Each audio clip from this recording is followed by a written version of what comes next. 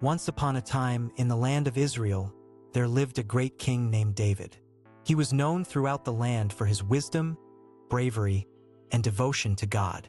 David had many sons, but none were as beloved to him as Absalom and Solomon. Absalom was the most handsome man in all of Israel, with long flowing hair that he took great pride in. Though David loved Absalom deeply, the young prince was often disobedient to his father and God's laws. In a fit of rage, Absalom even murdered his own brother. David was forced to send his wayward son away, but his love for Absalom never wavered. Eventually, the king forgave his son and welcomed him back home. However, Absalom's wicked and ungrateful heart had not changed. Secretly, he began plotting to steal the throne from his aging father. The cunning prince would ride around Jerusalem in a grand chariot, with 50 men running before him. As he passed by, the people would stop and stare in awe at the magnificent sight. Absalom used this attention to his advantage. Each morning, he would go to the city gates and intercept those coming to see the king. Putting his arm around them like a trusted friend, Absalom would lament, "The king is far too busy to see the likes of you or me. But if I were king, I would make time for everyone and treat all with fairness." With his false promises and dashing looks, Absalom slowly won the hearts of the people. Oblivious to his son's treachery, David continued to rule from his palace. When Absalom asked permission to go to Hebron to worship God, David happily agreed, pleased by his son's seeming change of heart. But it was all a ruse. Upon arriving in Hebron, Absalom declared himself king and called for his allies to join him. Across Israel, many flocked to support the handsome usurper. News of Absalom's betrayal finally reached David. Shocked and heartbroken, the old king gathered his family and loyal followers and fled Jerusalem, unsure of what his rebellious son would do next. They took refuge by the Jordan River, waiting to see how events would unfold. Meanwhile, Absalom arrived in Jerusalem and seized the empty palace. As he plotted his next move, his advisors argued over the best course of action. Hushai, secretly loyal to David, convinced the proud prince to delay his attack, buying precious time for the king to muster his own forces.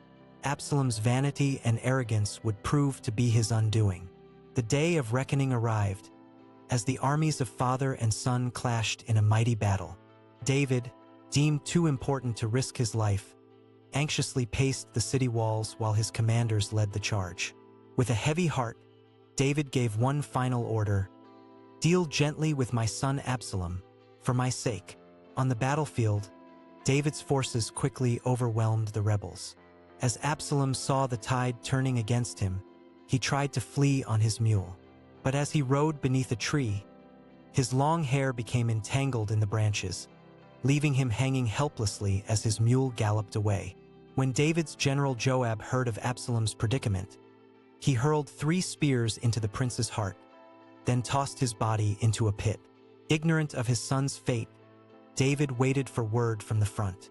When the first messenger arrived proclaiming victory, the king's only concern was for Absalom. The second messenger brought the tragic news of the prince's death. Overwhelmed by grief, David wept, "Oh, my son Absalom, my son Absalom, if only I had died instead of you." Though Absalom had betrayed him, David's love never wavered, a testament to the depth of a father's love, both earthly and divine. How much happier they both would have been if Absalom had been obedient and faithful. With the rebellion quelled, David returned to Jerusalem and ruled Israel for 40 years. Though his reign was often tested by war and strife, David's courage and faith made Israel a strong and respected nation. As his life neared its end, David passed the crown to his son Solomon, born of his beloved wife Bathsheba. Solomon, known for his great wisdom, humbly prayed to God for guidance in ruling the mighty kingdom he had inherited. God was pleased by the young king's request and promised him not only wisdom, but riches and honor beyond compare. Wasting no time, Solomon built a magnificent temple in Jerusalem to honor the Lord. With walls of cedar, floors of marble, and lavish adornments of gold and gems, it was a sight to behold. When the Ark of the Covenant was placed within the temple's hallowed halls, a heavenly cloud filled the sanctuary, signaling God's divine presence. Tales of Solomon's wisdom and the splendor of his kingdom spread far and wide, drawing kings and queens from distant lands. Among them was the Queen of Sheba, who came to test the king's vaunted knowledge. When she beheld Solomon's brilliance and the glory of his realm, she declared, "The half of it was never told."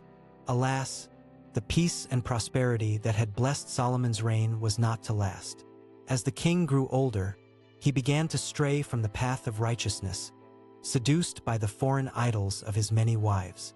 God grew angry, warning Solomon that his kingdom would be divided due to his unfaithfulness. And so it came to pass. Under the rule of Solomon's foolish son Rehoboam, the kingdom fractured. The 10 northern tribes broke away to form their own nation, Israel, under the leadership of the soldier Jeroboam. Only the tribes of Judah and Benjamin remained loyal to Rehoboam in Jerusalem. Though Rehoboam sought to reunite the kingdom by force, God sent a prophet to stay his hand, declaring the division to be the will of the Lord. Thus the once glorious kingdom was split in two, Israel and Judah. As the years passed, the kings of Israel turned further and further from God, embracing the worship of false idols. Ahab, the 6th king after Jeroboam, was the most wicked of all, spurred on by his pagan wife, Jezebel. So great was her hatred for the true God that she hunted down his prophets, forcing them to hide for their lives in caves. But God would not let this evil go unchallenged. Without warning, he sent the prophet Elijah to confront Ahab, his rough garments and wild appearance a stark contrast to the opulence of the royal court. Fearlessly, Elijah declared that God would withhold rain from the land until he, the prophet, called for it to return. Then, as suddenly as he had appeared, Elijah vanished. True to the prophet's word, the skies above Israel closed, and the land was gripped by a relentless drought. Guided by God, Elijah sought refuge by a small brook, where he drank from the stream and was fed by ravens. As the drought persisted, the brook slowly dried up, but God had another plan to sustain his faithful servant. Following the Lord's command, Elijah journeyed to the town of Zarephath, where he encountered a poor widow gathering sticks. The prophet asked her for water and bread, but she replied that she had only a handful of flour and a little oil left, hardly enough for a last meal for her and her son before they succumbed to starvation. Undeterred, Elijah told her, "Fear not, make me a small cake first and then make one for yourself and your son. For thus says the Lord, the God of Israel, the jar of flour shall not be spent, and the jug of oil shall not be empty, until the day that the Lord sends rain upon the earth." Miraculously, just as Elijah had promised, the widow's meager supplies never ran out. Each day, there was always enough flour and oil to feed the 3 of them, a testament to God's provision in the midst of hardship. During his stay with the widow, tragedy struck when her young son fell ill and died.